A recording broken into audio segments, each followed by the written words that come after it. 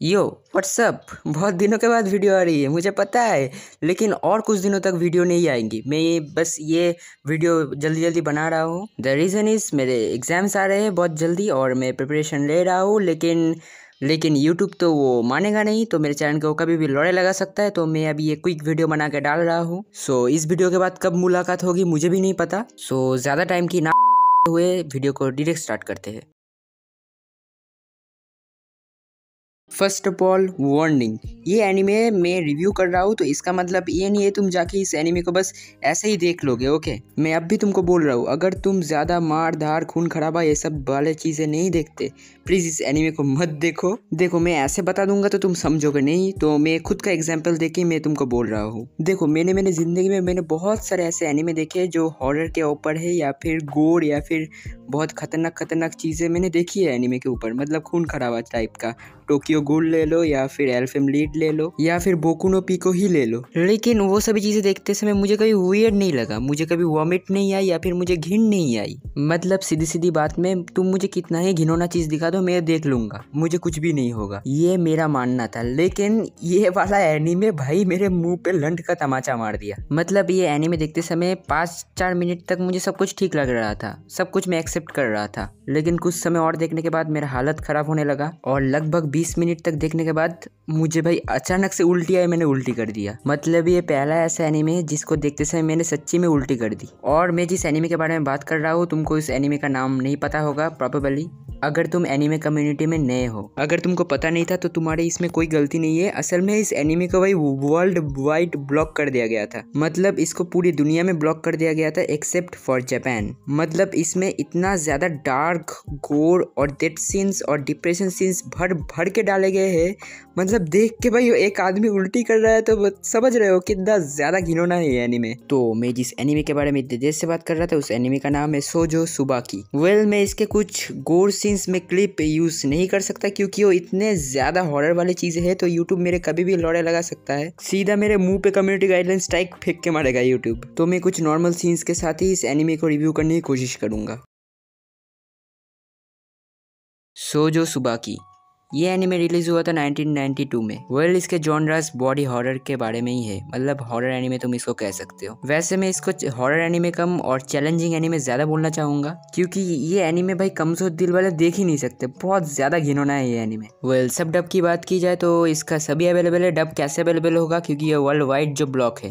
अगर बात की जाए इसके एनिमेशन के ऊपर, इसकी स्टोरी लाइन के ऊपर, स्टोरी लाइन और एनिमेशन बहुत ज्यादा डिप्रेसिंग है, मैं लिटरली बता रहा हूँ। एनिमेशन के आर्ट स्टाइल के मामले में तो ये जापानीज ओल्ड आर्ट स्टाइल पे ये एनीमे बेस करके बनाया गया है। और ये एनीमे देखते समय मुझे ज्यादातर पिक्चर बुक की याद आ रही थी। और इसमें एनिमेशन बहुत कम जगह पे यूज किया गया है, मतलब मूवमेंट होते हुए बहुत ही कम जगह पे दिखाया गया है, जहाँ पे जरूरत होगी वहीं पे ही वो मूवमेंट दिखाया गया है, बाकी में ऐसे पिक्चर बुक की तरह ही स्टोरी बता रहे थे वो लोग। ये एनीमे सेंसर्ड वर्जन के साथ यूट्यूब पे अवेलेबल है, लेकिन सेंसर्ड वर्जन देखने में मजा नहीं आता, तो मैं तुमको कमेंट बॉक्स में इस एनीमे का लिंक दे दूंगा, मतलब रियल वाला। सोजो सुबाकी ये एनीमे की स्टोरी एक लड़की के ऊपर है जिसकी उम्र है 12 साल, जिसको उस उम्र में ही बहुत ज़्यादा स्ट्रगल करना पड़ता था क्योंकि इसकी मॉम बहुत ज़्यादा बीमार थी। लेकिन एक दिन उसकी मॉम अचानक से मर जाती है और उनका डेथ बहुत ही ज़्यादा क्रूअल था, मतलब देख के घिन आ रही थी, मतलब उनके शरीर को चूहों ने नोच नोच के खा लिया था। उसके बाद सुबाकी बहुत ज़्यादा अकेली हो गई थी, लेकिन कुछ दिनों के बाद उसने एक सर्कस टीम ज्वाइन कर लिया था। सर्कस टीम तो मैं उसको नहीं कहूँगा क्योंकि वहाँ इतनी ज्यादा घिनौने लोग रहते हैं, मतलब देख के तुम उल्टी कर दोगे उनके मुंह पर। मतलब एक तरीके से बोला जाए तो सर्कस का नाइटमेयर जिसको कहा जाता है यहाँ पे वो दिखाया गया है। मतलब उस सर्कस के अंदर जितने भी लोग काम करते हैं उनके अंदर तो ह्यूमैनिटी नाम की कोई चीज ही नहीं है। और ये चीज मैं बोलूंगा तो आप ठीक से समझ नहीं पाओगे, तो मैं रेकमेंड करूंगा ये एनीमे जाके तुम पता कर लो। उस सर्कस के अंदर सुबह में तो सब कुछ ठीक ही रहता है, लेकिन रात में सुबाकी के साथ बहुत ज्यादा टॉर्चर होता है जिसको सोचने पर ही आपकी रूह कांप जाएगी। और इसके बाद ही इंटेंस हॉरर और इंटेंस कोर इतना ज्यादा भर के डाला गया है, उसी टाइम पे मैंने उल्टी कर दी थी। मैं अभी इतना तक ही बता सकता हूँ क्योंकि ये एक एनीमे मूवी है। अगर एनीमे सीरीज होती तो मैं एपिसोड वाइज समझा देता, लेकिन ये एक एनीमे मूवी है तो मैं ज्यादा कुछ नहीं बोलूंगा क्योंकि स्पॉइलर मिल जाएगा। तो स्टोरी को छोड़कर कुछ और ही चीजों के बारे में बात कर लेते हैं।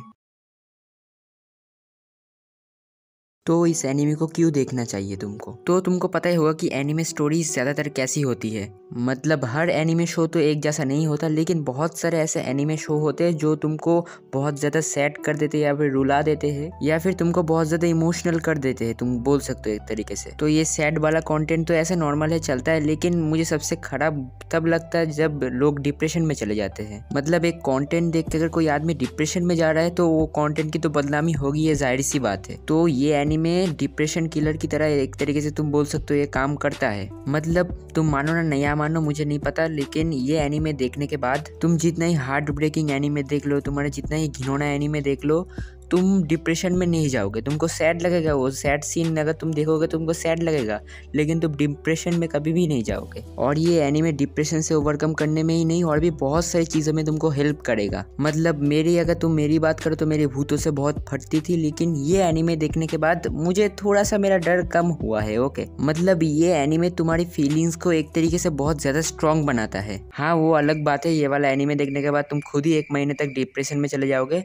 वो अलग बात है। लेकिन 1 महीने बाद तुम जो भी एनीमे देखो, जो भी हार्ट ब्रेकिंग सीन देखो, कोई भी घिनौना सीन देखो, तुम्हारा कुछ भी नहीं होगा उस चीज़ से। और ये बात मैं गारंटी के साथ नहीं बोल रहा, मेरे ऊपर तो ये काम कर गया, तुम्हारे ऊपर काम कर भी सकता है, नहीं भी कर सकता, मुझे नहीं पता अभी। और वैसे भी इन फ्यूचर में बहुत सारे ऐसे एनीमे रिकमेंड करने वाला हूँ जो तुम्हारा मतलब डिप्रेशन में एकदम ही डाल देगा तुमको। तो उस चीज़ से ओवरकम करने के लिए ये एनीमे तुम पहले ही जाके देख लो, तो तुम डिप्रेशन में एटलीस्ट नहीं जाओगे। चलो, रिव्यू ओवर हो चुका है, लेकिन अब को थोड़ी चैलेंज के बारे में थोड़ी बात कर लेते हैं। तो जैसे तुमको पता होगा कि मेरे एग्जाम्स आ रहे हैं, लेकिन एग्जाम ओवर होने के बाद मैं डोमेस्टिक गर्लफ्रेंड और माय डेसेप डार्लिंग का मांगा का सीजन 2 एक्सप्लेन करने वाला हूँ कि क्या होने वाला है। सो मैं कब से शुरू करने वाला हूँ वो चीज़ तुम डेट ले सकते हो, 20 अप्रैल ले लो, 20 अप्रैल के बाद से मैं शुरू कर दूंगा। तो आज के लिए बस इतना ही, मिलते हैं नेक्स्ट वीडियो में। Thanks for watching guys.